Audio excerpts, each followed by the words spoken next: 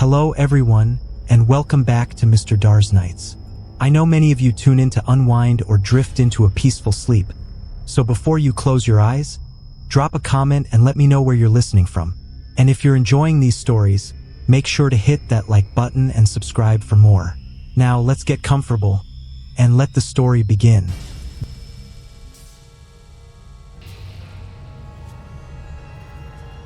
David had always been the kind of man who preferred silence. He wasn't a man of words, and social gatherings made him uneasy. He'd much rather spend his nights in the quiet of his small apartment, reading a book or watching a grainy old horror film on his laptop. It was a simple life, one that fit his preferences, his anxieties, and his need for routine. That was until that fateful night, when the assignment he was given would change his life forever. The city was cold, and the chill of the evening seeped into the bones of the old office building as David stood at the entrance of the lobby. The night shift was always a different kind of quiet. The building seemed almost lifeless, like a skeleton of the day's busy bustle. The fluorescent lights buzzed overhead, casting harsh, white glows across the empty marble floors. David's footsteps echoed as he made his way through the hall, his keys clinking softly in his hand. He worked as a janitor in this high-rise, his responsibilities limited to cleaning up the mess left behind by the day-shift employees, ensuring the building stayed presentable. But tonight, his duties had changed. "David, we need you to take care of floor 13 tonight," his manager had told him earlier that evening. David had stopped, his mop in midair. "Floor 13?" he asked, his voice tinged with curiosity and concern. "Yeah. It's been a while since anyone has gone up there. It's pretty much been abandoned, but you're the only one left, and we've got to make sure everything's spotless for the morning shift," his manager replied, avoiding eye contact. "You'll be fine. Just clean it up and be quick. The elevators will take you up." Floor 13. David had heard whispers around the office about it, vague rumors from those who'd worked here long before him. Some said the floor was condemned. Others claimed it was sealed off for reasons no one could explain. It was as though the floor simply didn't exist. When David asked about it, his colleagues would shrug and change the subject, never giving him a straight answer. "Just don't go poking around too much up there," his manager had added, his voice suddenly serious. "There's nothing up there, and you don't want to be the one who finds out what's really on that floor." But David wasn't one to back down. A strange sense of curiosity gripped him. What was so special about this floor that no one talked about it? The more his manager's words echoed in his mind, the more he became determined to see it for himself. The elevator doors slid open, and David stepped inside, the familiar hum of the machine vibrating through the air. He pressed the button for floor 13. The elevator jerked slightly before starting its slow ascent. David's fingers curled around the metal bar as the elevator climbed higher, the soft chime of the floors passing by. As the numbers ticked up, a cold feeling began to settle in his stomach. It wasn't just the cold air from the building, but something deeper, something that gnawed at him, urging him to rethink this whole situation. Finally, the elevator reached the 13th floor. The doors opened with a soft, almost hesitant ding. David's heart skipped a beat. The hallway stretched out before him, lit by the same sterile fluorescent lights that flickered on the other floors. The air was thick with dust, and the walls, once a pristine white, had begun to yellow over time. The floor seemed abandoned, but that wasn't what struck him the most. It was the silence, a heavy, oppressive silence that was unlike anything he'd felt before. It wasn't the normal quiet of an office building at night. No, this was different. This felt wrong. David stepped out of the elevator, his boots tapping softly on the floor. The quiet in the air seemed to swallow any sound he made. He looked down the hallway, noticing that the office doors were all shut. The room numbers were faded, and the paint on the doors had chipped away, revealing wood beneath. But it wasn't just the decay that made the place feel off. There was a sense of waiting, like the building was holding its breath, waiting for something to happen. David pulled his cleaning cart behind him as he made his way down the hall, the echo of his footsteps reverberating off the walls. The only sound was the low hum of the overhead lights, buzzing faintly in the distance. Every now and then, he would glance over his shoulder, as though expecting someone or something to be following him. But there was nothing, only the heavy silence. He reached the first office door and paused. The number plate was barely visible, but he could make out the faded Office 1301 etched into the wood. It looked like any other office. He pushed the door open, the rusty hinges groaning in protest. The room was covered in dust, with papers scattered across the floor. The desk was empty, save for a few broken items, and the chair sat crookedly in the corner. It was as though time had stopped here, but for some reason, the dust hadn't settled. David shook off the uneasy feeling that crept up his spine and got to work. He swept the floor, wiped down the desk, and tried to ignore the odd sensation that something was watching him. Every now and then, he would hear a faint whisper, too soft to make out, but there nonetheless. He would pause, hold his breath, and listen, but the whisper would always vanish as quickly as it came. He moved on to the next room and then the next. The feeling of unease grew with every step. The longer he stayed on the floor, the more he became aware of the strange vibrations in the air. The temperature dropped. His breath fogged in the air, a misty cloud that hung in front of him for a moment before dissipating. The whispers grew louder. David was beginning to feel like he was no longer alone. Then, as he approached the end of the hallway, something unusual caught his eye. At the far end of the floor was a door, slightly ajar. This door was different from the others. It wasn't labeled, and it wasn't part of the regular office layout. It seemed almost hidden, as if someone had deliberately tried to keep it out of sight. Against his better judgment, David found himself walking toward it. His heart raced as he reached out and gently pushed the door open. Inside, the room was completely dark. The air was thick with dust, but there was something else. A strange, metallic smell lingered in the air. The room was empty except for a single object in the center. An old desk lamp, its bulb flickering weakly. The dim light illuminated the room in strange, distorted shapes, casting long, twisted shadows that seemed to stretch and move as if they had lives of their own. And then he saw it. In the far corner of the room on the floor was a large, cracked mirror. But it wasn't just any mirror. The reflection that stared back at him wasn't his own. It was someone else. A man with hollow eyes, pale skin, and a twisted, haunting smile. David's breath caught in his throat.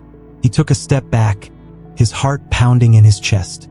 He turned, ready to leave the room, but the door slammed shut behind him with a force that rattled the walls. Trapped. The whispers grew louder, and in the mirror, the man began to move. His smile widened, and his eyes locked onto David's. Slowly, deliberately, the man reached out toward the glass as though trying to grab him. David's heart hammered in his chest. He spun around, desperate to find a way out. But the door remained sealed, the whispers filling the room, and the man in the mirror continued to reach out for him. David's heart was pounding so loudly, he was certain the man in the mirror could hear it too. Every muscle in his body screamed for him to run, but his feet felt glued to the floor. The strange, twisted reflection of the man in the mirror reached out further, his hand pressing against the cold glass. David instinctively stepped back, the sound of his breath echoing unnervingly in the small, claustrophobic room. The mirror was no longer just a reflection.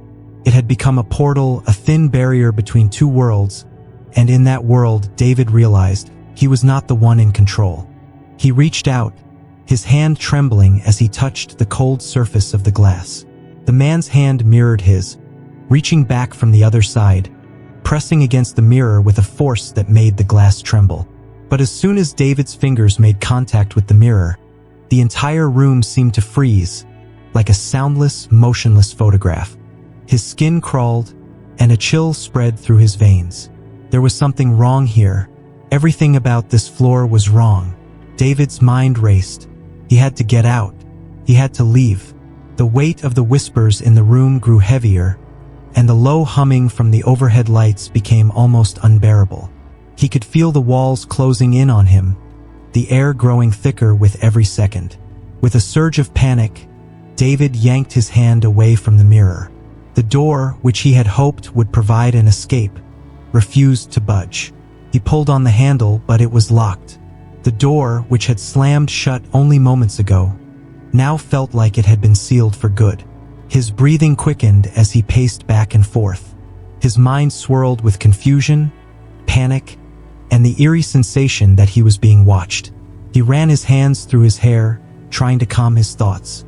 He tried to think logically. It's just a prank, he told himself.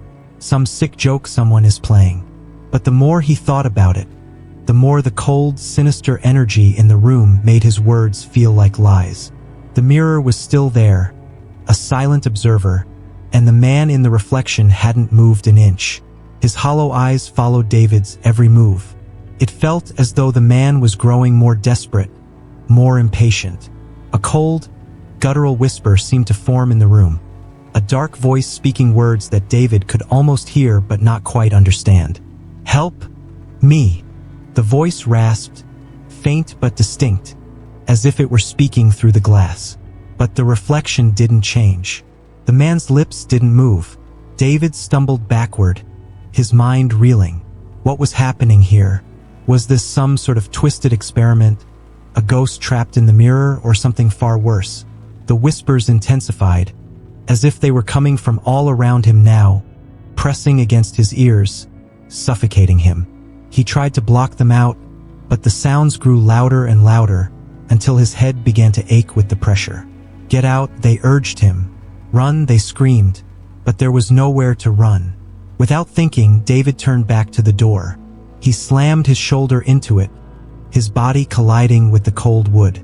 But the door didn't budge. A sick, cold laugh echoed in his mind. This wasn't just an ordinary door. It was as though the building itself was refusing to let him leave. David sank to his knees, his mind scrambling for answers. He needed help. Someone had to be on this floor. But no one had come.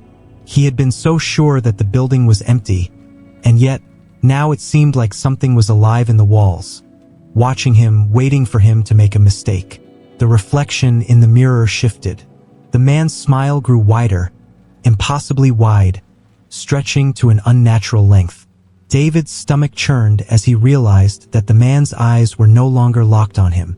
They were looking past him, toward the door. He felt a heavy presence behind him, something dark and malevolent that made his skin crawl. A cold hand suddenly grasped his shoulder. David froze. The touch was icy, unnatural, like it had come from the depths of the grave itself. His body stiffened in terror as he turned slowly, fearing what he might see. There was nothing there, only the dark, empty room. Yet the sensation of being touched lingered. The voice returned, louder now, almost deafening. It was no longer a whisper, it was a roar. "You're not supposed to be here." The words rumbled through the room, like thunder breaking the silence. David's mind raced. "I have to leave. I have to leave now."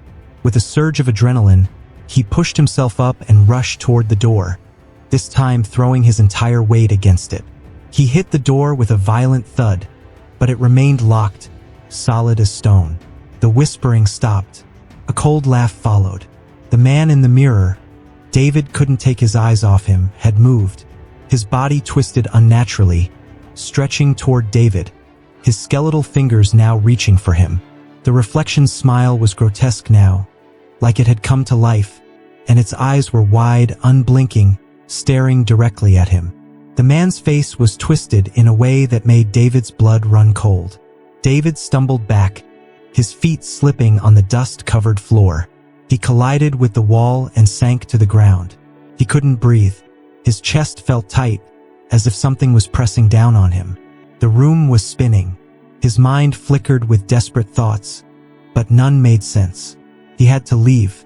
He had to get out. But no matter how hard he tried, the door wouldn't open. The mirror had trapped him, and it wasn't going to let him go. The room seemed to grow colder, and the reflection in the mirror grew more distorted. The man's face became monstrous, deformed beyond recognition. He was no longer just a man.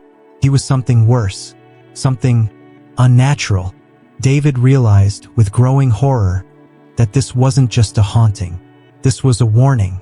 Something terrible had happened here, something that was tied to this floor. The man in the mirror wasn't just a reflection. He was the one who had been trapped here, just as David was now. And he wasn't the only one. As David sat frozen in terror, a horrible realization began to creep into his mind. There were others who had been trapped here, and their spirits were now part of the building. The mirror was just the gateway, the way they could reach out and claim those who dared to enter. David's breath hitched as a chill ran down his spine. He was not alone here, and the reflection wasn't just looking at him. It was waiting for him to make his next move. And it wouldn't be long before he, too, would be a part of this cursed floor, trapped in the dark, echoing silence of floor 13.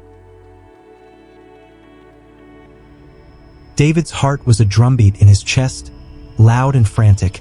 As the air grew heavier, thicker with every passing second, he felt trapped not just in the room, but in a nightmare that stretched beyond the walls of floor 13.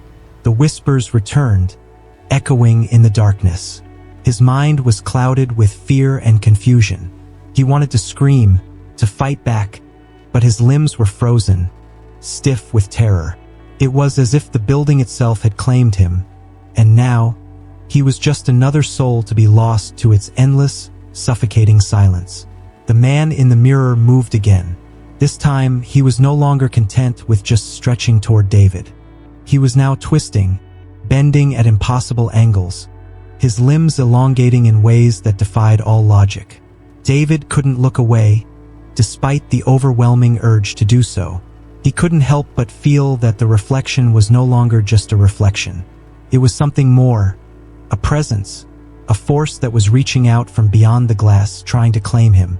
David's breath came in ragged gasps. He felt like he was drowning in the weight of the silence, the suffocating air pressing in from all sides. The floor beneath him seemed to shift, like it was alive, like it was part of the curse that had trapped him here. He pressed his hands against the floor, trying to ground himself, but the touch of the cold, cracked tiles made his skin crawl. The mirror, it wasn't just a mirror. David knew that now. It was something ancient, something malevolent that had been here far longer than the building itself. It was the source of the darkness that clung to this floor, a force that had been waiting for someone, anyone, to stumble in and make the mistake of touching it. As he struggled to breathe, David's mind flashed back to the moment when he first stepped onto floor 13. The strange way his manager had spoken about it. The warnings, the hesitation in his voice. "You don't want to be the one who finds out what's really on that floor," his manager had said. David hadn't understood then, but he did now. Floor 13 was no ordinary floor. It was a place where the veil between the living and the dead was thin. A place where the cursed mirrored its dark reflection, trapping those who entered within its grasp. The man in the mirror no longer resembled a person. He was a thing, something beyond human, twisted and grotesque.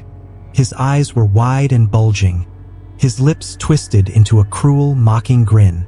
He reached out again, pressing his fingers against the glass, as if trying to pull himself free. But as he did, the reflection began to distort further. His body stretched unnaturally, his skin rippling and twisting like it was made of liquid. David scrambled to his feet, his breath coming in shallow gasps. He had to get out. He had to find a way to escape, but the door remained locked. The mirror was his only way out, but there was no way he was going to get close to it again. He had seen what it could do. "Help me." The voice was back, clearer now, no longer a whisper, but a low growl that filled the room. "Help me, David." David's head snapped toward the source of the voice. The reflection, the man in the mirror, was speaking to him now. His lips barely moved, but the voice was undeniable, crawling into his mind, burrowing deep into his thoughts. David felt a chill creep down his spine. The voice wasn't just a plea for help. It was a command. It was telling him to do something, to join him, to step into the mirror and take his place. "No!" David shouted, his voice raw and desperate. "I'm not like you." But the man in the mirror only smiled wider, the corners of his mouth stretching inhumanly far. His fingers, now like long skeletal claws, continued to press against the glass. The reflection was changing. The surface of the mirror rippled, distorting like water disturbed by an unseen hand. David staggered back, his heart racing, the words from the voice still echoing in his ears. He had to get away. He couldn't stay here. The longer he stayed, the more the mirror seemed to pull him in, its influence growing stronger with every passing moment. The air in the room was thick with a strange energy, like the very atmosphere had become charged with electricity. He could feel it crackling around him, the hairs on his arms standing on end. Something was coming, something that wasn't just a reflection anymore. David turned and sprinted toward the door again, slamming his shoulder into it with all his strength. The door gave a violent shake but remained firmly locked. He cursed under his breath. He pounded on the door, his fists desperate, but it was as if the building itself was mocking him, trapping him in this nightmarish cage. Behind him, the mirror's surface shimmered. It was as if it was alive, as if the glass was pulsing with some dark, unseen heartbeat. The man's reflection moved again, but this time, something was different. The figure in the mirror stepped forward, out of the mirror. David froze in horror. He couldn't move, couldn't breathe. The man's reflection was no longer confined to the glass. It was standing behind him, towering over him. Its eyes glowed faintly, an unnatural light that pierced through the darkness of the room. "Now it's your turn," the man's voice rasped, cold and harsh. David turned slowly, his legs trembling beneath him, and there, standing just inches away, was the reflection. The man's pale, lifeless eyes locked onto his, and for a moment, time seemed to stand still. The air was so cold now that David could see his breath fogging in front of him. The reflection raised a hand, reaching toward David's chest. As the hand closed in, David felt the cold touch of the mirror's fingers against his skin. It was like ice, seeping into his bones, freezing him from the inside out. David gasped, his chest tightening as the reflection's grip tightened. The man's smile grew wider, impossibly wide, as though he was savoring the terror on David's face. The grip on his chest tightened even further, and David struggled to breathe, his throat closing up. He could feel his heart slowing, his body weakening. And then, just as quickly as it had started, the grip loosened. David stumbled backward, gasping for air, his body shaking uncontrollably. The reflection stood there, watching him, still and unmoving. The smile had faded, replaced with an empty, hollow expression. The air felt thicker now, as though something had shifted. The curse had claimed him, just as it had claimed all those before him. David's eyes darted around the room. There was no escape. There was only the mirror, only the dark, suffocating silence of floor 13. As the reflection stepped back into the mirror, its gaze never leaving David, he understood the truth. The mirror wasn't just a reflection of the past. It was a portal, a place where the cursed souls of this floor were trapped, waiting for new victims to take their place. And now David knew the mirror had found him. He was no longer just a visitor to floor 13. He was part of it. He was one of them.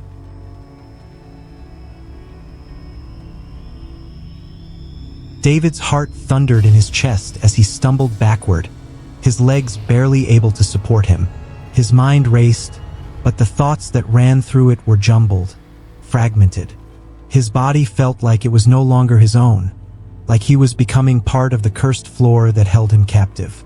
The room around him seemed to bend and twist with the same eerie energy that emanated from the mirror. The air was thick, as though it had been soaked in despair for centuries.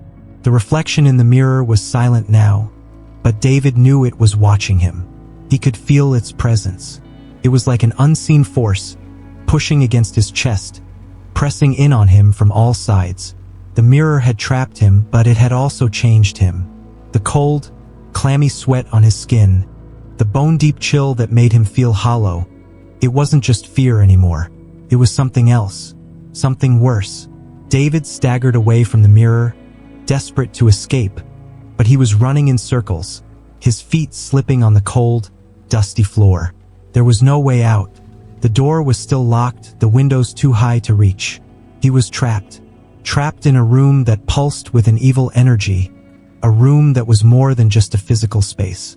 It was a part of him now, part of them. Who are they? The thought cut through his panic. There were others. He could feel their presence, faint but undeniable. Whispers filled the air, like the very walls were alive, murmuring things he couldn't quite understand. Names, half-remembered fragments of stories, echoes of suffering that reached out to him from beyond the veil. David's breath quickened, his pulse pounding in his ears. The whispers grew louder, almost overwhelming, until they became a chorus, a cacophony of tortured souls crying out for release. The man in the mirror hadn't been the only one trapped here. There were others, countless others, who had been drawn to this cursed floor, victims of the mirror's dark pull. His legs gave out beneath him, and David collapsed onto the cold floor. His vision blurred as the voices surrounded him, their words turning into a steady hum that reverberated through his skull. "You don't belong here," the whispers said. "This place, it never lets you leave." David's chest tightened as the words sank into his mind. This place, it wasn't just a building. It was something far older, far more sinister. The mirror, the whispers, the reflection, they were all part of the same curse. A curse that had been waiting for someone like David to stumble into its trap. Suddenly, the room shifted. The walls seemed to warp, the floor groaning under his weight as if the building itself was alive. The shadows in the corners stretched and twisted, turning into shapes that danced and shifted like creatures of the night. The mirror, too, seemed to change, its surface rippling like water disturbed by an unseen hand. David turned toward it, his heart racing. The man's reflection was back, but this time it wasn't just a reflection. It was an echo. The man in the mirror smiled, his face twisted in a grotesque mockery of human expression. His eyes glowed faintly, and David could feel them burning into his soul. "Join us," the man's voice whispered, though his lips didn't move. The words seemed to come from every direction at once, from deep inside the mirror, from the walls, from the floor beneath David's trembling hands. David's breath caught in his throat. His mind screamed for him to run, to escape, but his body refused to obey. The curse had a grip on him now, pulling him deeper into the darkness. The air grew colder still, a biting chill that sank into his bones. "Join us," the voice repeated, this time more insistent, more desperate. "We are waiting for you." David felt the pull of the mirror, felt the darkness swirling around him, suffocating him. He tried to scream, but no sound escaped his throat. His lips moved, but the words wouldn't come. He was trapped in a nightmare that was no longer just in his head. The mirror was pulling him in, drawing him closer with every breath he took. The reflection moved again. This time, it wasn't just a figure in the mirror. It was a presence, something that had crossed over into the real world. Its face twisted, its body warping and shifting, its limbs stretching unnaturally. The smile stretched wider, grotesque and haunting, as it reached toward him, its fingers extending, inch by inch. David tried to crawl away, but his body felt heavy, as if the floor itself was dragging him back. The whispers grew louder, maddening, like 1,000 voices speaking all at once. His vision darkened at the edges, and the world around him seemed to fade in and out of focus. It was as if time itself had bent, warping under the weight of the curse. The reflection in the mirror was no longer a man. It was a thing, a dark, twisted version of reality that was reaching out, pulling David closer. Its hand, cold and sharp as ice, brushed against his skin. The touch burned, searing through him like fire. "Join us!" David's vision swam as the reflection's grip tightened. He could feel it, feel the cold of the mirror's touch reaching into his soul, trying to claim him. His thoughts were a blur, a haze of fear and despair. He could see the faces of others, faces of people who had once stood where he was now, trapped by the curse, consumed by the mirror. They were lost too, just like me. The reflection twisted, its face now a grotesque mockery of human form. It was no longer just the man, it was something far worse, something that had been born from the darkness of the mirror itself. David's chest tightened as the mirror's influence grew stronger, wrapping around him like chains. He could feel the cold seeping into his bones, his very soul. The mirror was claiming him just as it had claimed the others. He tried to scream, tried to fight back, but the darkness was too strong. The cursed whispers filled his ears, the reflections in the mirror twisting, distorting, merging with the shadows around him. There was no escape. The curse had him.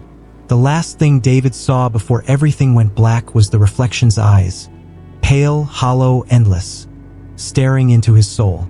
And then, everything was still.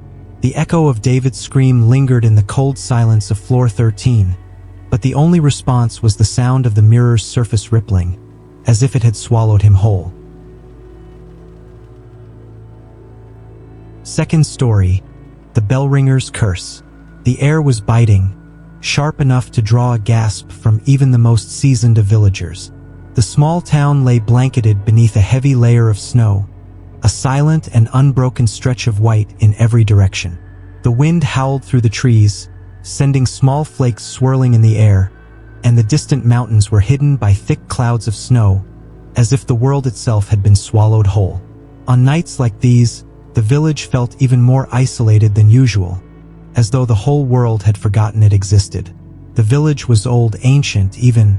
Its narrow streets were cobbled and twisted, with buildings that leaned into each other, their walls weathered by time and the unforgiving winters. In the center of the village stood the great tree, gnarled and twisted, its branches stretching toward the heavens like skeletal fingers.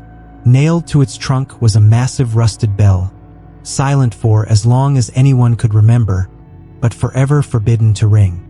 The elders spoke of the curse tied to it, stories passed down from one generation to the next, warnings whispered in the wind. But none of that mattered to the boys. They were young, brimming with the fire of youth, and they weren't afraid of old superstitions. They had grown up on these stories, hearing them from their parents and grandparents, and to them it was all just part of the folklore, the stuff of bedtime stories. Nothing more. So, on that cold winter's night, a dare was made. It started with a simple challenge, a bet tossed out with no thought of the consequences. But that's how it always begins. Something small, something innocent. They stood there in the shadows, hidden from the view of the village, just outside the tree's looming silhouette. "Go on, ring it," Tom dared, his breath coming out in visible puffs, his voice filled with a mixture of nervousness and excitement. "It's just a stupid bell. Nothing's going to happen." Ben and Liam hesitated, glancing at the others. But Tom had already taken a few steps forward, his boots crunching in the snow as he made his way to the base of the tree. The massive bell hung there, untouched for years, the chains that once held it now rusted and barely holding onto the tree. It was a relic from another time, its purpose long forgotten, its sound once a powerful tool for the village, now a whisper of an old memory. Ben and Liam followed him, despite the unease gnawing at them.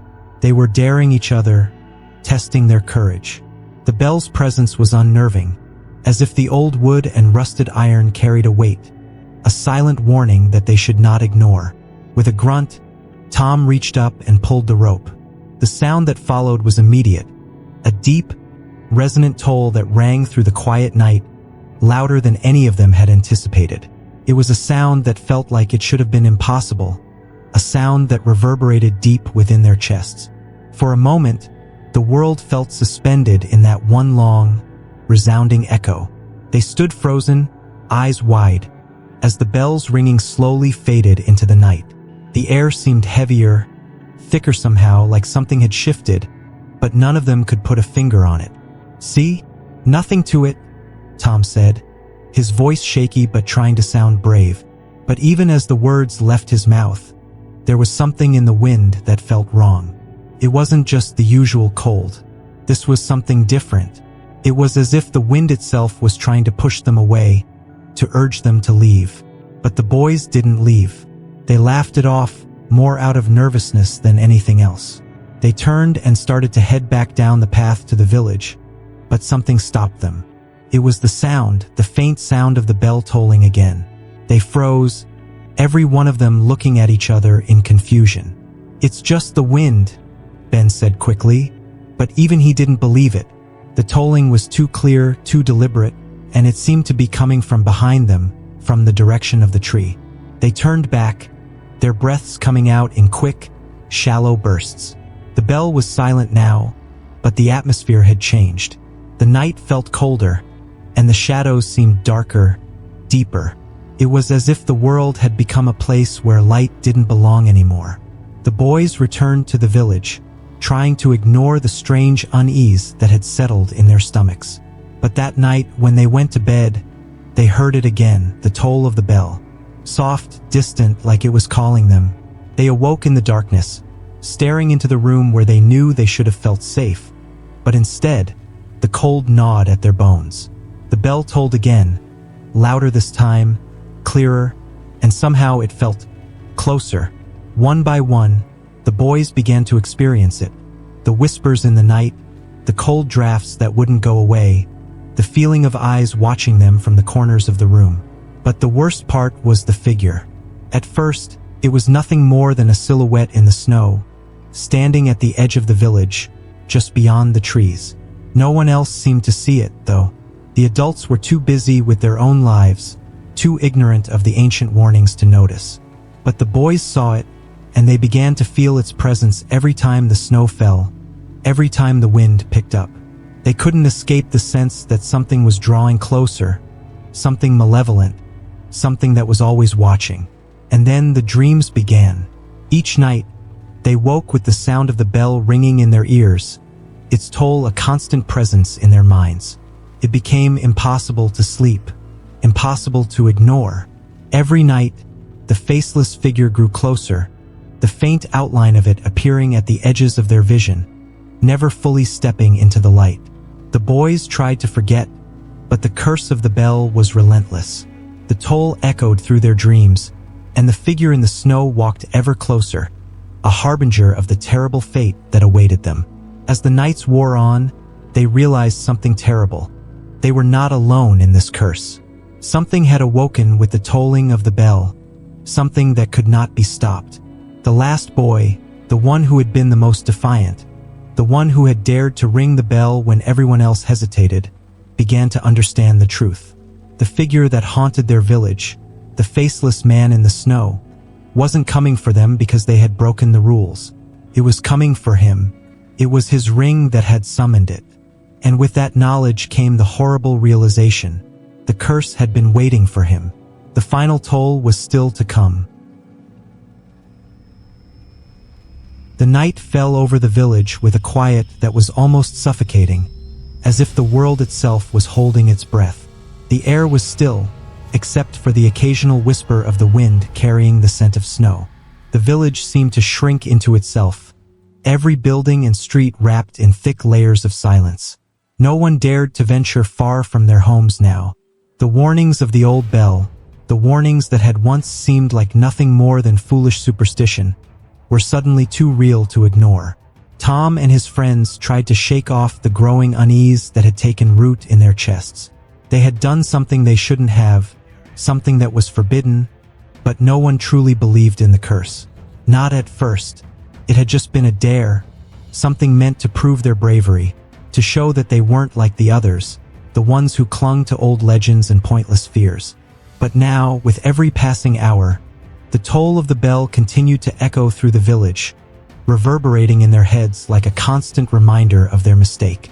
They had thought it was harmless. They had laughed it off. But that night, after they had returned to their homes, the tolling didn't stop. It rang out like a funeral bell, relentless and cold, sending waves of dread through the very air.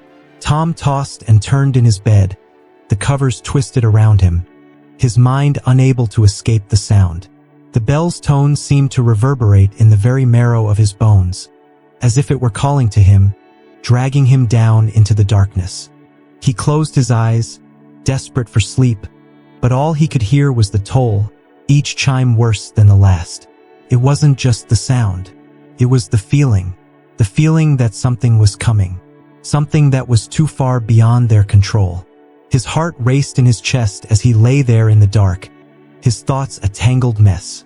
He wanted to shout out, to call for someone, but he couldn't.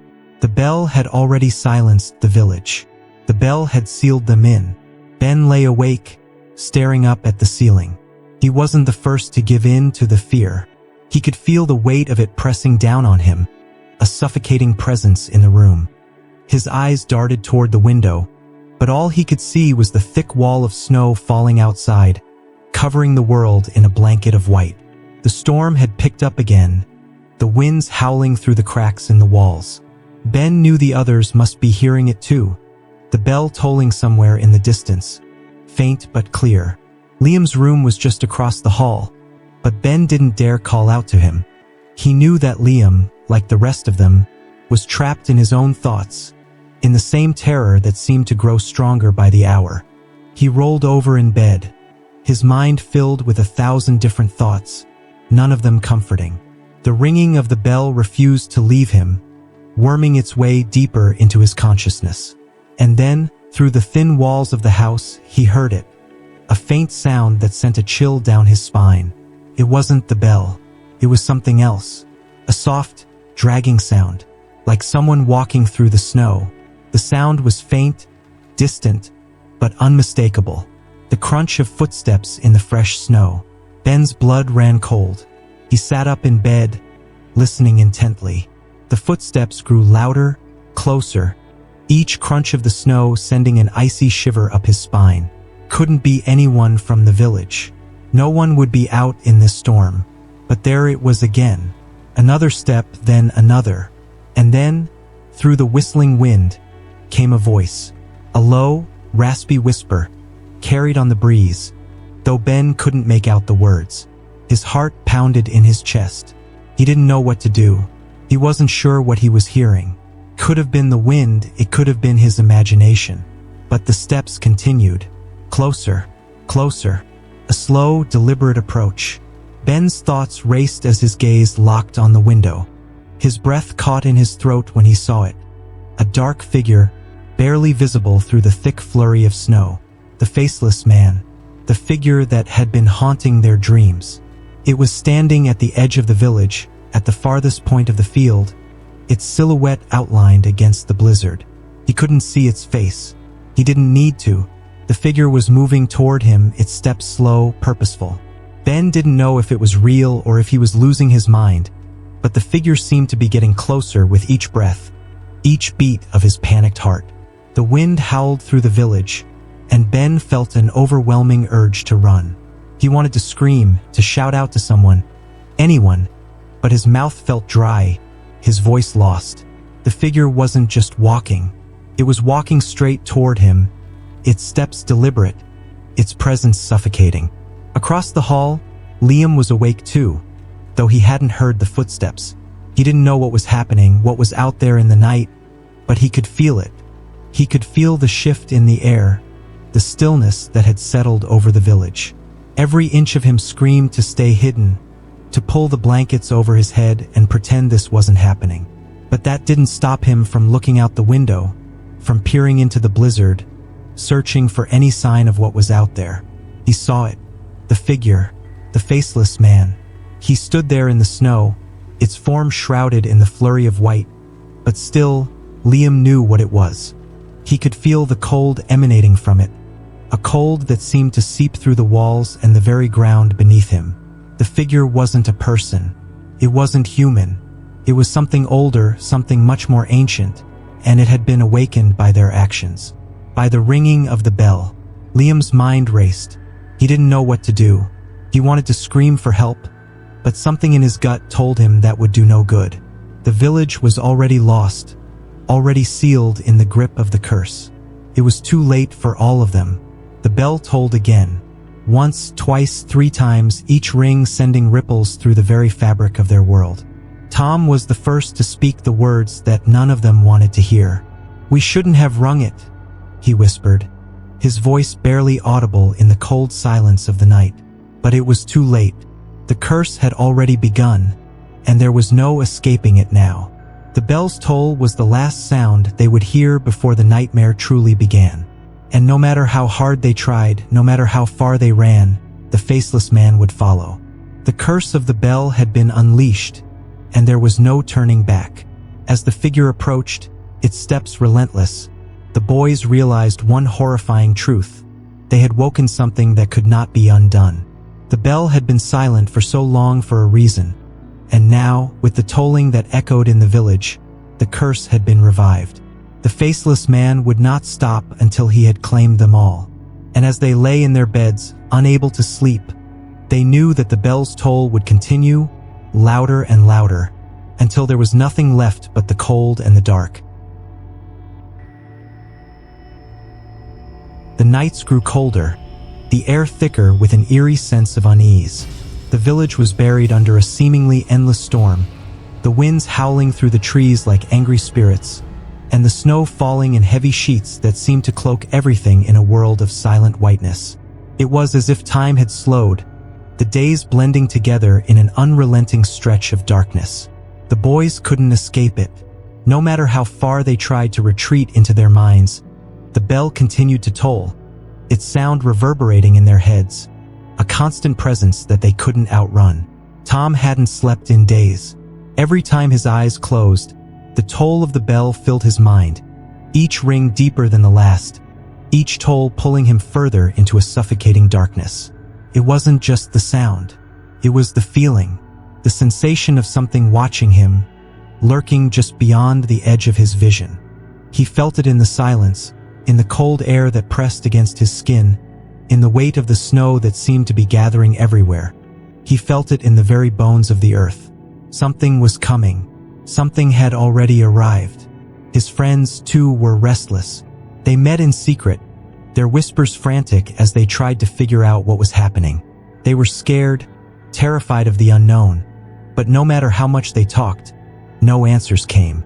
They had made a mistake. Terrible, irreversible mistake. And now they were paying the price. The bell had been silent for a reason. It had been hidden, forgotten in the snow, because it carried with it something that could never be undone. But now it was too late. They had unleashed it. Ben couldn't stop thinking about the figure. He had seen it with his own eyes, standing in the snow just beyond the village. It had been the same night the bell had tolled for the second time. He had looked out the window hoping to see something, anything, that would reassure him that it was just his mind playing tricks. But it wasn't. The figure had been there, standing in the swirling snow, watching him. It hadn't moved. It hadn't done anything. But Ben had known, he had known, that it was waiting for something, waiting for them. The next day, the village was still. The roads remained untouched by any signs of life. No one ventured outside. No one dared. There was an unspoken agreement between the villagers now. They would stay inside. They would pretend that nothing was happening, that nothing had changed. But deep inside, they all knew the truth. The curse had been awakened. The faceless man was coming. And the toll of the bell was only the beginning. That night, the air felt different. It was colder than it had been before, colder than any of them could ever remember. The wind howled through the cracks in the houses, rattling the windows, making the buildings groan as though they were alive. But it was the silence that terrified them the most. The eerie stillness that had descended upon the village. A stillness that hung in the air like a thick fog, pressing down on everything, smothering everything. It felt as though the world had been swallowed whole. The boys met in the old barn at the edge of the village, far from prying eyes, far from the stifling silence of their homes. They huddled together, their faces pale, their eyes wide with fear. They didn't know what to say. What could they say? They had all seen it, the figure, the faceless man.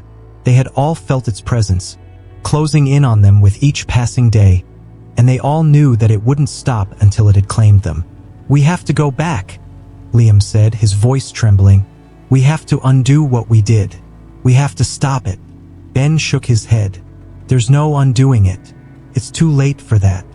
His voice was hollow, like he was already resigned to their fate. "We can't stop it now. But we have to try," Liam insisted.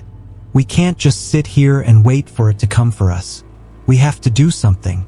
Tom remained silent, his eyes fixed on the floor, his fingers drumming nervously against the wood. He had been the one to ring the bell, the one who had started it all, and the weight of that mistake pressed heavily on his chest. He could feel the eyes of his friends on him, and he knew what they were thinking. He was the one who had brought this upon them, and now it was too late to take it back. "I don't think we can stop it," Tom finally said, his voice barely above a whisper. "I think it's already too late." The silence that followed his words was deafening. No one knew what to say. They had been thinking the same thing, but to hear it spoken aloud made it all the more real. The faceless man was already here. The bell had been rung. The curse had been unleashed. And now there was no way out. The wind outside howled louder, rattling the barn's walls as though trying to break through, trying to get in. Tom looked toward the door, his eyes narrowing as a shadow passed by the cracks in the walls. For a moment, he thought he saw something. A figure, standing just beyond the door, its shape dark and indistinct. He blinked, and it was gone. But the air felt colder, and the silence grew thicker. "Did you see that?" he asked, his voice hoarse. The others turned to look, their eyes wide with fear. They didn't answer. They didn't need to. They had all seen it. A loud bang echoed through the barn, making them all jump. The wind had knocked something loose, a piece of wood or debris, but it was enough to send their hearts racing. For a moment they sat there, frozen in place, waiting for something to happen. And then the bell rang again. It wasn't a distant toll this time. It wasn't just a faint echo carried on the wind. It was a deep, resonating sound that vibrated in their bones, making the barn tremble. The toll rang out with a power that made the ground beneath their feet shake. Each chime was like a hammer striking an anvil, reverberating through the village, through the very air itself. The boys exchanged panicked glances. It was closer now. They could hear it clearly, the toll of the bell echoing through the night. And then, with a sound like the wind itself had been split in two, they heard something else, the scraping of boots in the snow. Slow, deliberate steps making their way toward the barn. The figure was coming. It was getting closer. The boys ran to the window, but the snow was too thick to see clearly. They could hear the steps, the crunch of snow beneath a heavy boot. The wind howled, but beneath it, there was something else. A faint, raspy whisper, like a voice carried on the wind. It was indecipherable, but it was there, pulling at their ears, clawing at their sanity. Ben felt his chest tighten. He had never been afraid of anything like this before. Not like this. The faceless man, the curse. It was too much. It was too much to bear. He turned to the others, his eyes wild with panic. "We have to leave," he said. "We can't stay here.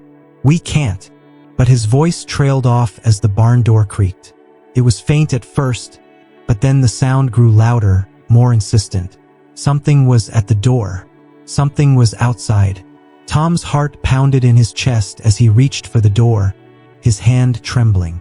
The snow outside was too thick to see through, but he could feel the weight of the presence on the other side, the cold that radiated from the darkness. The bell tolled again, this time so loud that it seemed to shake the very earth. And then, just as they were about to open the door, the scraping sound stopped. The village had gone silent, and in that silence, something terrible had begun. The night had become a living thing, breathing, pulsing, stalking the village with a malice that could not be ignored. Tom, Ben, and Liam stood frozen in the center of the barn, their breath hanging thick in the cold air, their eyes fixed on the door. Every nerve in their bodies screamed at them to flee, but none of them moved. The bell had tolled again, its deep, hollow sound reverberating through their bones. And just like before, There was no escaping the feeling that something was coming, something inevitable, something ancient that had been unleashed by their curiosity. Outside, the wind howled like a beast in pain, tearing at the snow that had begun to fall heavier than before. But there was something else in the air, something even colder than the frost that clung to the barn's walls, something that sent a ripple of dread through their bodies. The steps they had heard earlier had stopped, but they knew the figure was still there, somewhere in the storm, waiting, watching. "I can't take this anymore," Ben whispered, his voice barely audible against the wind. His hands shook as he reached out to grab Tom's sleeve, but Tom didn't seem to notice. His eyes were locked on the door, his expression unreadable. Liam, standing just behind them, was the first to speak. "We can't stay here. We need to go back to the tree, to the bell. We have to end this." The words fell heavy in the barn, the silence pressing down on them like a weight. Ben shook his head violently, his eyes wide with fear. "You're crazy. Do you hear what's happening? We don't know what the bell did, what it's unleashed. What if going back makes it worse?" But Liam wasn't listening. His mind was made up. "We have to try. There's no other choice." Tom turned slowly, his gaze sharp, but his face was pale. "You think going back to the tree will stop it?" "We rang the bell, Liam. It's too late. Whatever was waiting, whatever was bound to that bell, is already here." Ben looked between his friends, his chest tight with panic. His heart was thudding in his ears. The bell tolled again, sending vibrations through the barn. His eyes shot to the door and then to the window. The storm outside had grown fierce, but he could still make out the shadows moving through the snow, slow, deliberate steps. The faceless man was out there, and he was coming closer. "No," Ben muttered, his voice breaking. "I'm not going out there. Not in this storm. We'll freeze to death, and then, what if it takes us? What if it doesn't stop until we're all gone?" There was a pause as the three of them processed his words. The storm outside raged with an intensity that was unnatural, as though it had been summoned by the bell, an extension of the curse that had taken hold of them. They could feel the presence of the faceless man, not just in the snow, but in every creaking beam of the barn, in the way the wind howled through the cracks like it was searching for them.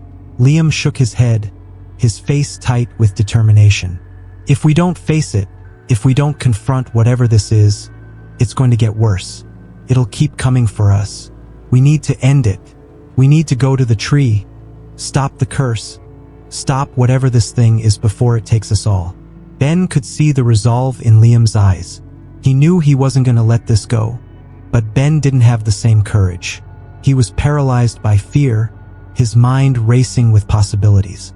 What if they were making things worse? What if this was already too far gone? What if they were already marked and there was no escape? Tom, who had been silent for a while, finally spoke. "Liam's right. We have no choice." He took a deep breath, his voice heavy. "We can either go to the tree and try to end this, or we can stay here and let whatever's coming finish what it started." Ben recoiled, his eyes wide. "What do you mean, let it finish? It's already started, we started it. And now, whatever it is, it's here." The tension in the barn was unbearable. Tom and Liam stood firm, while Ben's knees shook beneath him. The storm outside grew even louder, as if it too had been infected by the curse, its intensity growing with each minute that passed. The bell tolling once more sounded like a death knell, and Ben finally knew they couldn't run anymore. They couldn't stay in the barn, hiding from what was coming for them. The bell had marked them, and nothing they did could undo that. "Let's go," Tom said finally, his voice unwavering. "We'll make it to the tree. We have to."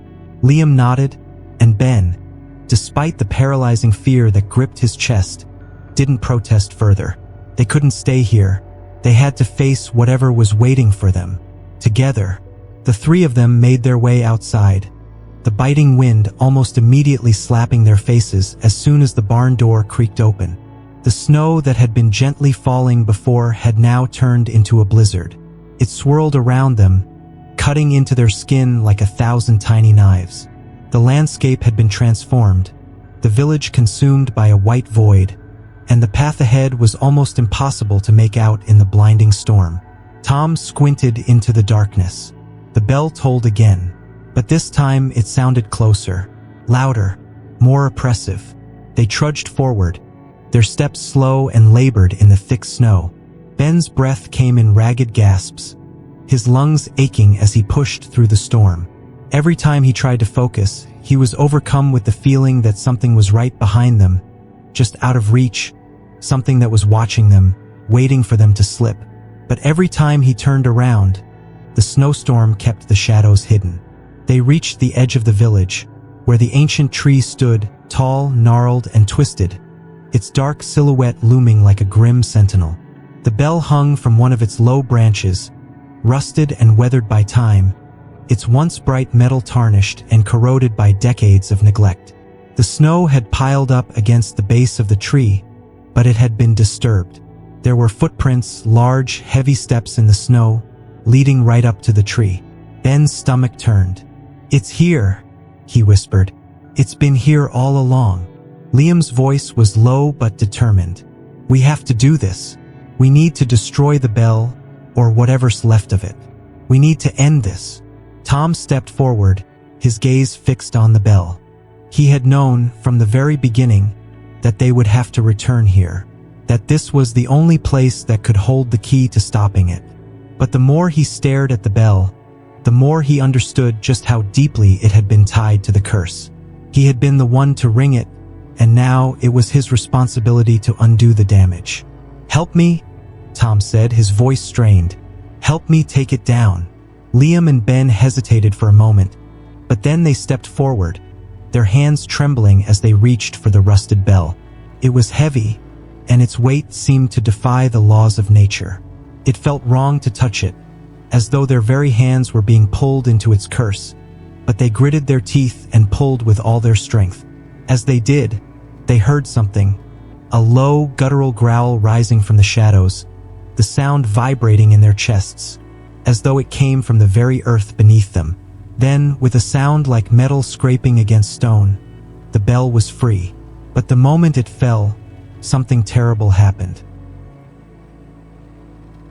The ground beneath their feet trembled, and the winds howled louder than ever before. The bell hit the snow with a deafening clang, but it wasn't the end. It was only the beginning. The faceless man, the figure they had been running from, appeared from the shadows, his presence like a shadow stretching over everything. The curse had been released, and there was no turning back.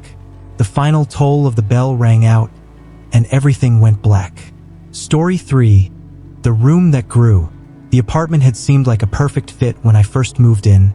Small, quiet, and nestled in a part of town that was far enough from the noise of the city, but still close enough to get to work without much hassle. I had found the listing by chance, scrolling through the countless ads on a quiet afternoon, and something about it stood out. The rent was cheap, the landlord was friendly, and the place had a certain charm to it. The kind of charm that only old buildings could possess. The hardwood floors creaked with every step, and the walls were thin, but that wasn't enough to make me second-guess my decision. I needed a place to call home for a while, and this would do. The first few nights were fine. It was peaceful, almost too quiet. There were no noises outside of the usual hums of city life. A few cars passing by, distant voices, the occasional creak from the building settling. But on the third night, as I lay in bed trying to fall asleep, I noticed something strange. The room felt different. It wasn't a dramatic change, but there was a subtle shift in the air, something I couldn't quite put my finger on. The walls didn't seem as close as they had been when I first moved in. The bed felt farther away from the window. The dresser, too, seemed to be placed in a different spot, even though I hadn't moved anything. I chalked it up to the late hour and the fatigue from my day, figuring it was just my mind playing tricks on me. But it wasn't just in my head. The next evening, after coming back from work, I noticed it again. The room seemed bigger. The distance between the bed and the wall across from it had increased. The closet door, which had always been slightly ajar, was now open wider than it should have been. The floorboards seemed further apart, stretching out like they were being pulled from beneath me. I stood still for a moment, trying to understand what was happening. It wasn't possible. Rooms didn't change size. Walls didn't move. The apartment was old, yes, but not enough to make it physically expand. I went over to the corner where the wall met the ceiling and pressed my hand against the surface, expecting to feel the cool, firm plaster. But instead, I felt a slight give, like the wall was softening under my touch. I jerked my hand back, my heart racing. Something was very wrong. The next few nights, the changes grew more noticeable. The walls continued to stretch, and the furniture seemed to be moving on its own. The dresser was now pushed far away from the bed, as if it had been shoved with great force. The bookshelves, which had once been aligned against the wall, were now spaced out at odd intervals, the books within them scattered across the floor. The light fixture above my bed flickered, casting strange shadows across the room. I tried to brush it off as my imagination running wild. I had always been a bit of an overthinker, and living alone in a new place could mess with your mind.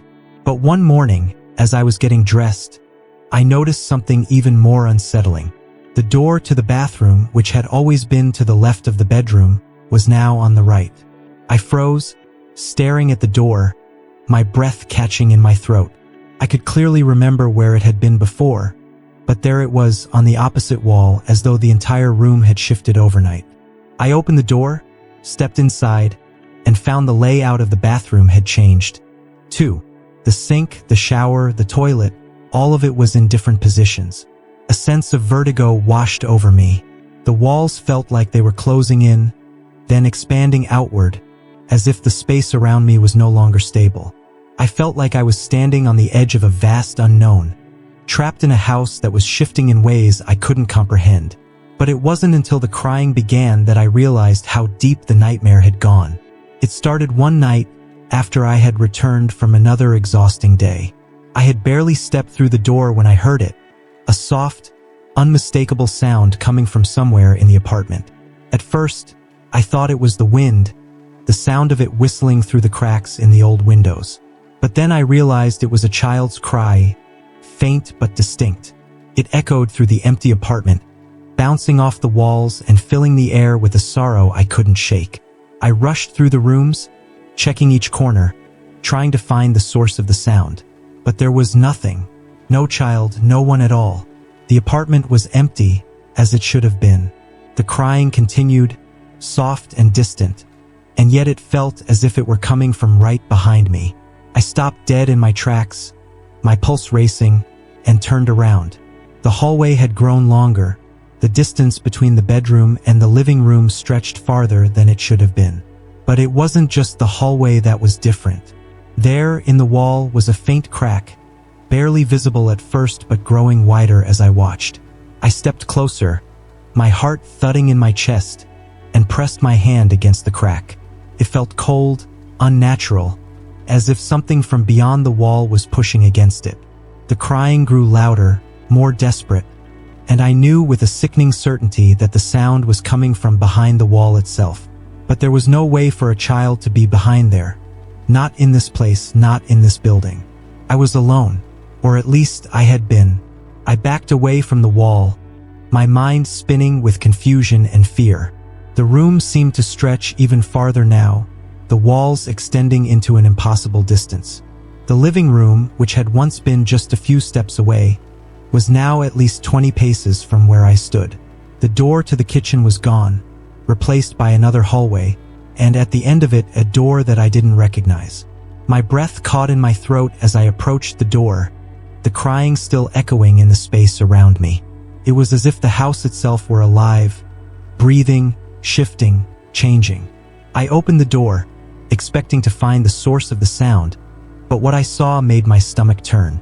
The room beyond was unfamiliar, a place I had never seen before, yet it was undeniably a part of the apartment.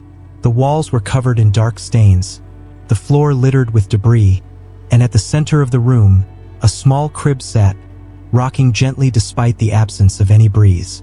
The child's cry had stopped, replaced by a soft, almost inaudible giggle, a sound that made the hair on the back of my neck stand on end. I stepped forward, my feet heavy, and as I crossed the threshold, the door behind me slammed shut with a deafening bang.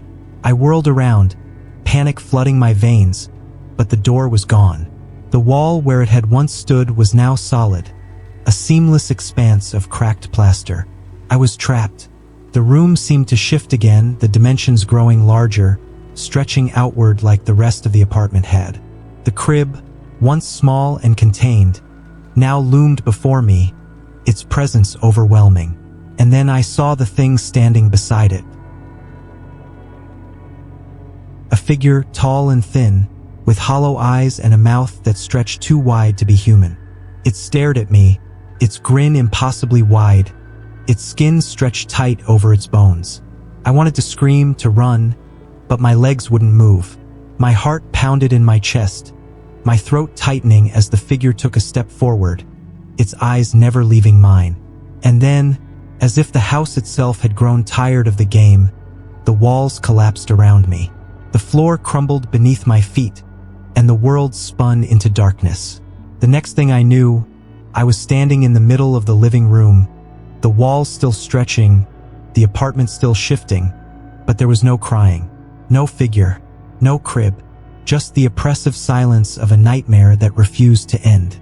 The house had changed again, and so had I, but this time, I knew something else was coming, something worse. I was living inside someone else's nightmare, and it was waking up. The apartment had become a labyrinth, a place where nothing made sense anymore. The room where I had once found solace now seemed like a foreign landscape.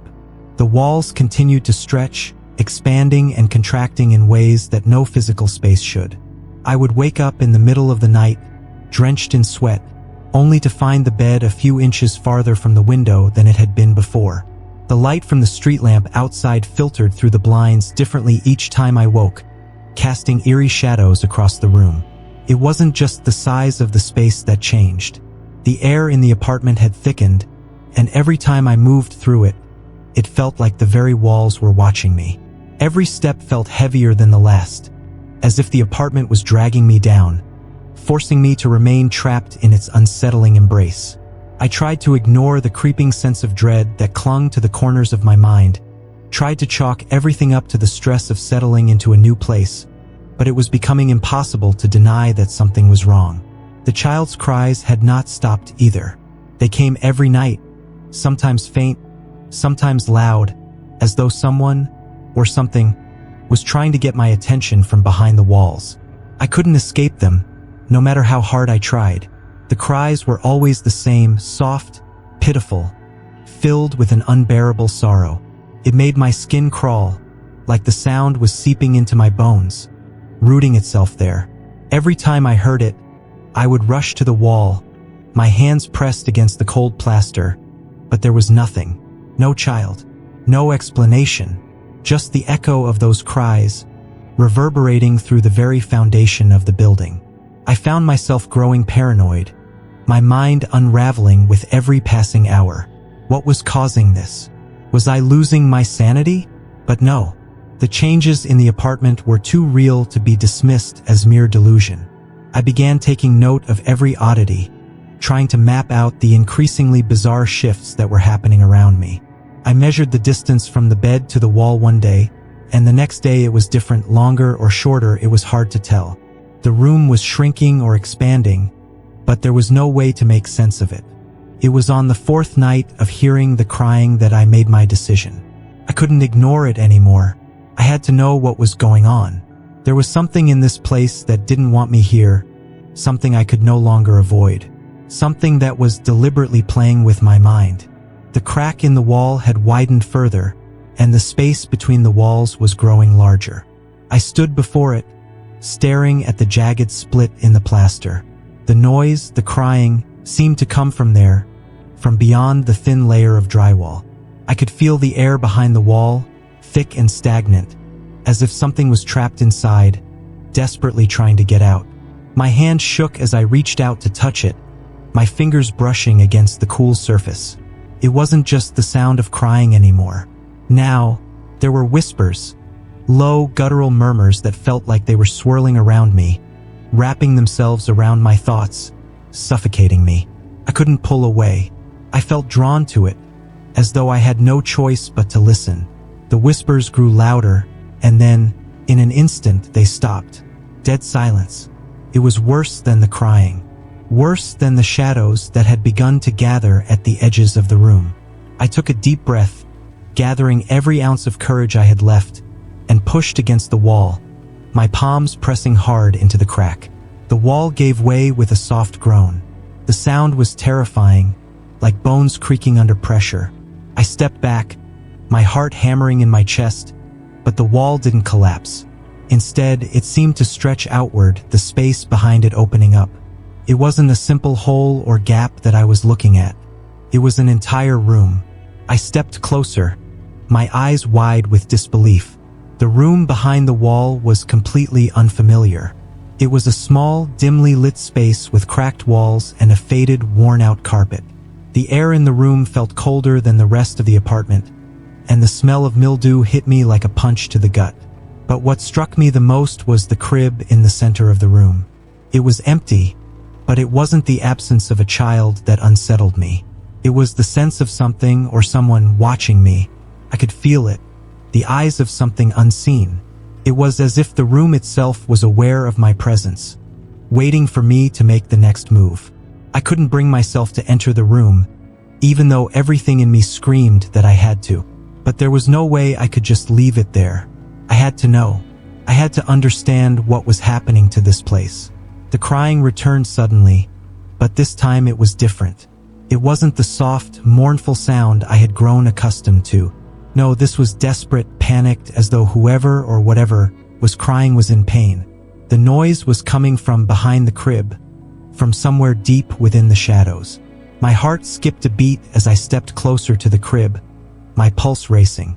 I reached out and touched the railing, but the moment my fingers made contact, the temperature in the room dropped. My breath came out in visible puffs, the cold seeping into my skin, into my bones. The crying intensified, and I stumbled back, feeling like I was being suffocated by the air itself. The room seemed to close in on me, the walls pressing in tighter and tighter with each passing second. I turned to leave, but the door, the one I had come through, was gone. There was nothing but a solid wall where the doorway had been. I was trapped. Panic surged through me, but I fought it down. I couldn't lose control. Not now. The crib, the whispers, the cold. It all felt wrong. I had to find a way out. I had to get out before it was too late. But as I backed toward what had once been the door, I felt something moving behind me, something watching me. I turned quickly, my heart hammering in my chest. The figure was there, standing just beyond the crib, its shape indistinct but undeniably human. It was tall, unnaturally tall, and its body seemed to flicker like a mirage in the dim light. Its eyes were empty, black holes in its face, and its mouth stretched open in a grotesque grin that seemed to take up half of its face. I froze, my body refusing to obey my command to run. The figure stepped closer, and the floor beneath me creaked, a low, eerie sound that echoed through the room. The child's crying had stopped, replaced by a low, guttural growl emanating from the figure's throat. The air was thick with the smell of decay, and I could feel the walls closing in on me. This wasn't just a nightmare. This was real, and I was going to die here. The air in the room had grown thick, oppressive, as if the very walls themselves were suffocating me. I could hear my own breathing, ragged and strained, echoing in my ears. My hands trembled uncontrollably as I clutched at the edges of the crib, desperately trying to pull myself away from the figure. It had not moved, but its presence was undeniable, its black, hollow eyes fixed on me with a chilling intensity. I had to escape. I had to get out, but the doorway was gone. The walls were solid, and the figure, it wasn't just a shadow or a mirage anymore. It was real, and it was waiting. I stumbled backward, my legs weak and uncooperative, and the figure followed. Its movements were unnaturally smooth, fluid, as though it was gliding across the room without a care for the laws of gravity. Every step it took seemed to push the air around it, making the temperature drop even further. The cold was unbearable, seeping into my skin, turning my muscles stiff, my bones brittle. I could feel the weight of the room pressing down on me, the silence ringing in my ears like a deafening roar. I knew then that I wasn't going to survive this. This was no ordinary nightmare. This was a place of no escape, a place where the rules of reality had been twisted into something grotesque and alien. I had walked into a trap that had been set long before I had ever come here. The house wasn't just changing, it was alive. It was feeding on my fear, on my confusion, and it wasn't going to let me leave. The figure inched closer, its face still a blank canvas of darkness. I couldn't move.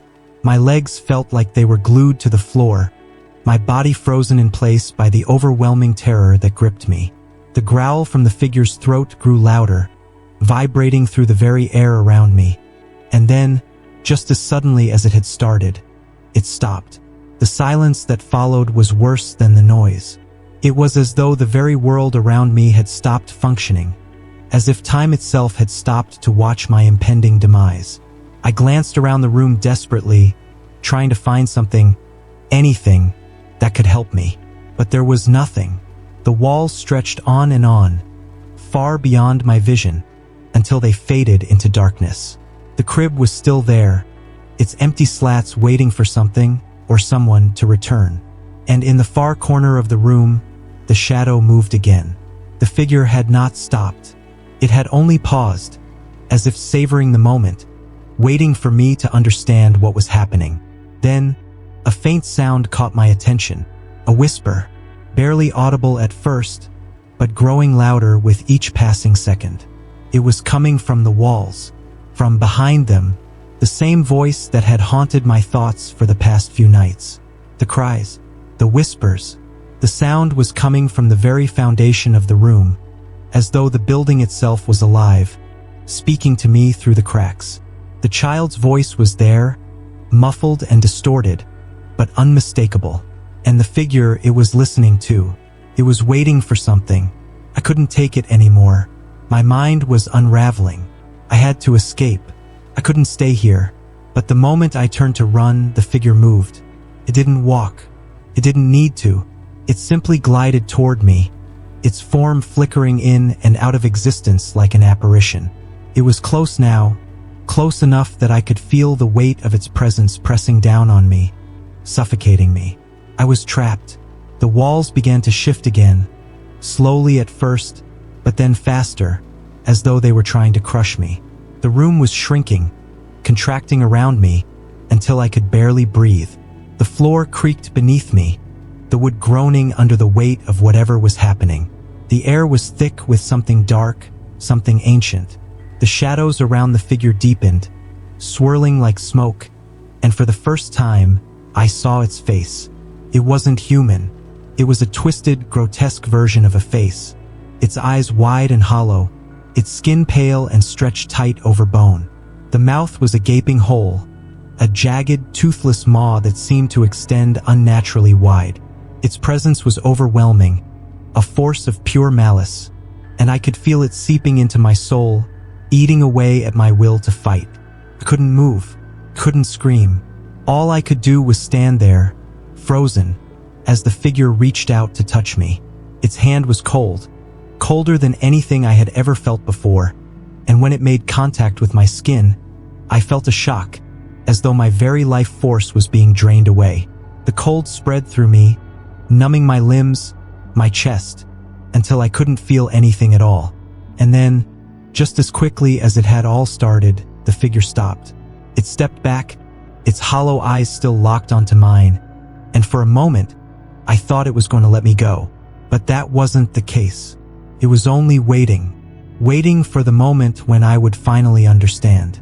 The walls began to contract again, faster now, and the air grew heavier with each passing second. I tried to move, to scream, but my throat had gone dry, my body refusing to obey my commands.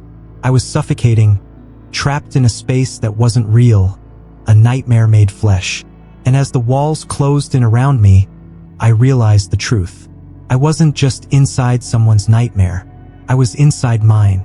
The room began to distort, twisting and bending, until the walls seemed to ripple like water.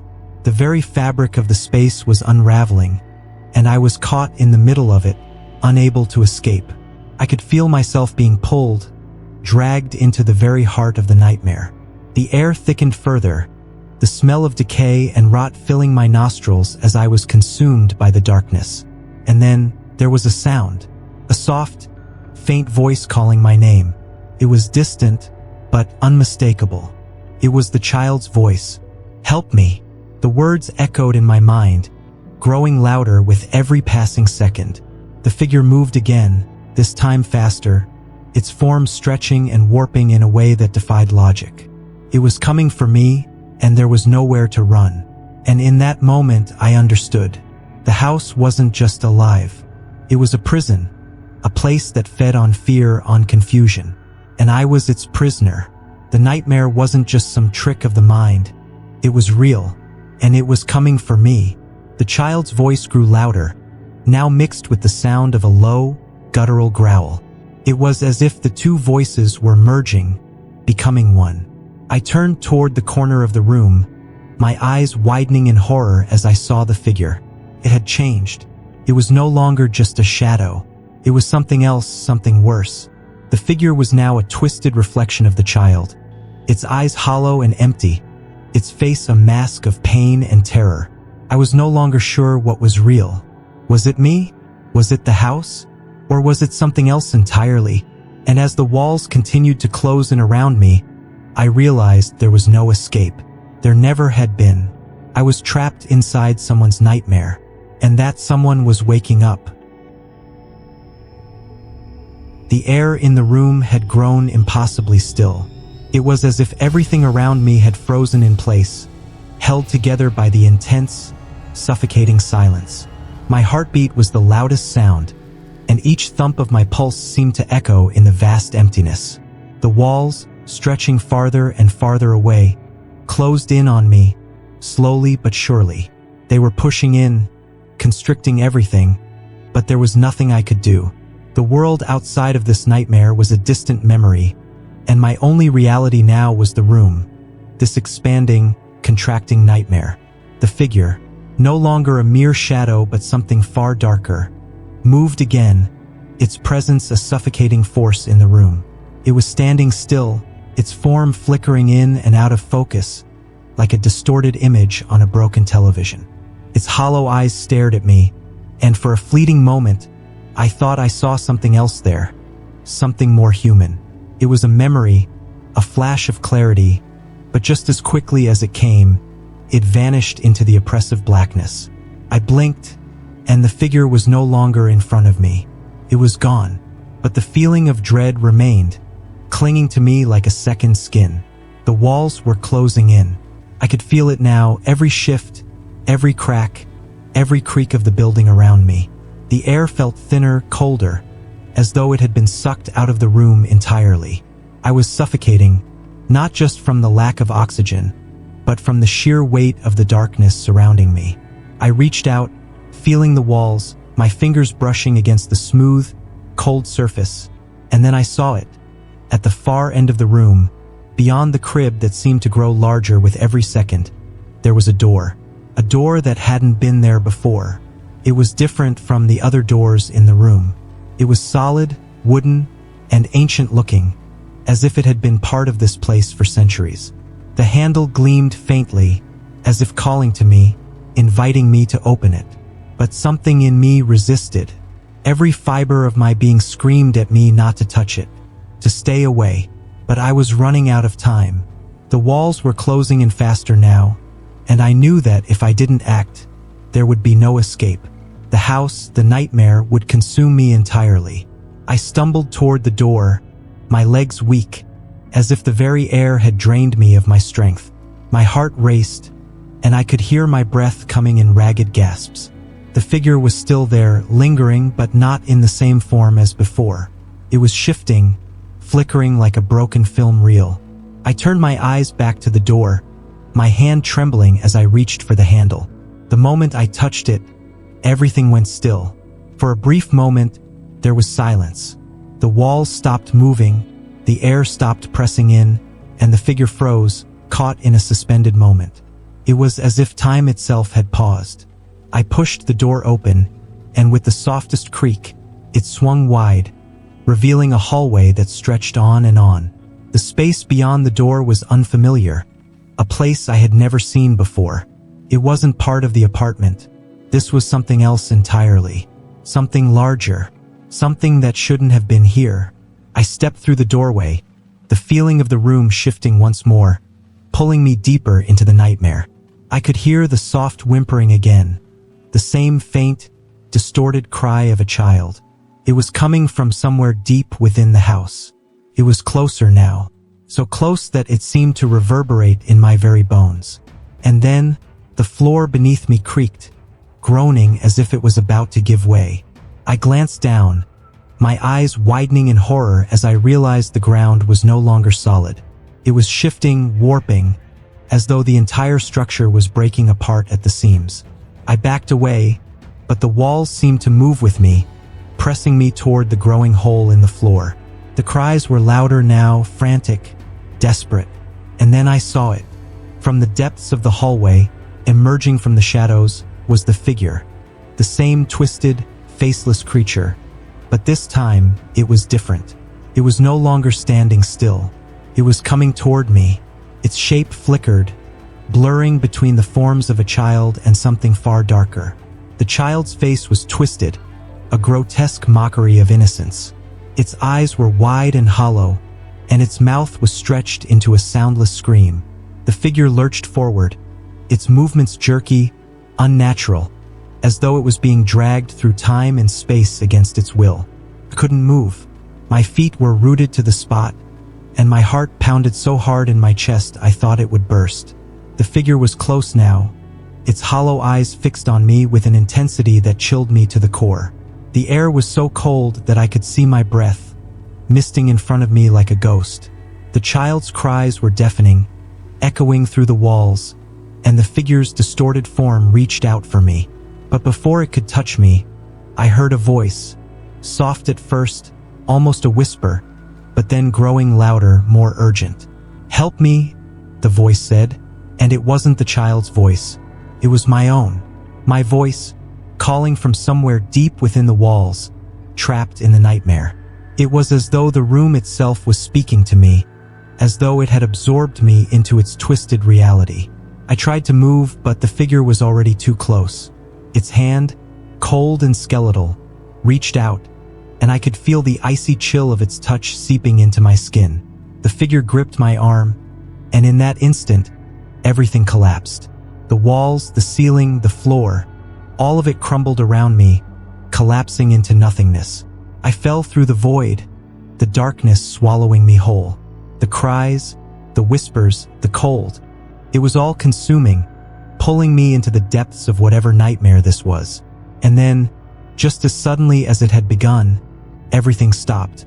The silence was overwhelming. I opened my eyes, unsure of where I was, unsure of what was real. The room, if it could even be called a room, was gone. There was no figure, no walls, no floor. It was just darkness, a void. But it wasn't empty. It was filled with the sound of a child crying, faint but persistent, growing louder. I was no longer in the apartment. I was somewhere else, somewhere worse. And in that silence, the final truth dawned on me. I wasn't trapped in someone else's nightmare. I was trapped in mine. As the final realization hit me, the nightmare seemed to consume everything, leaving behind only the emptiness, the cries, and the eerie silence. The world had vanished, and all that remained was the suffocating feeling of being lost in a never-ending darkness. It was then that I understood the house, the walls, the figure, they were all parts of the same twisted dream. But as I was dragged deeper into the abyss, I realized there was no escaping it. Not anymore. But as the screen flickered to black, a message appeared, flickering like a fading light. The nightmare isn't over. It's just beginning. Like, share, and subscribe for more chilling tales. Thank you for watching Mr. DarXnights. Stay tuned for more spine-chilling horror.